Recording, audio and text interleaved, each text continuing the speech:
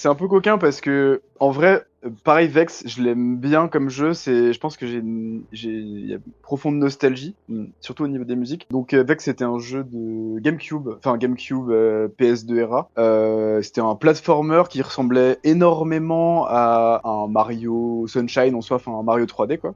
Donc il y avait des vrais movesets qui étaient assez intéressants. Effectivement, on sent, comme tu as dit, Louis, que on visait pas forcément un public trop enfantin, c'était un chouï plus adulte.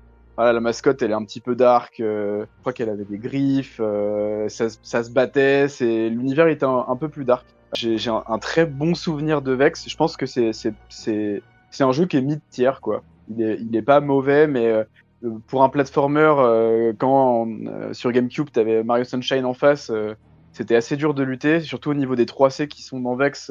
Enfin, sont pas catastrophiques, mais le level design correspond pas en fait aux metrics que proposent les 3C. Donc globalement, le perso, il fait des sauts gigantesques, il est hyper agile, il se déplace assez vite, et en fait il y a énormément de passages de plateformes qui sont extrêmement durs parce que toutes les plateformes sont rikiki, t'as pas de checkpoint, c'est que de l'ascension. Je me rappelle d'un niveau qui doit être au début du jeu où t'as une tour avec, je pense, tu dois avoir au moins entre 5 et 10 minutes de phase de plateforme où tu dois grimper en haut de cette tour avec que des passages qui font 4 centimètres et des sauts et des sauts un peu de la mort à faire. Donc c'était pas un jeu qui était très simple.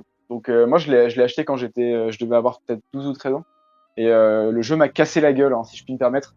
Mais en tout cas, l'univers était très chouette et ça faisait du bien d'avoir des jeux qui étaient un peu des jeux de plateforme qui se décorrélaient d'un univers enfantin, on va dire.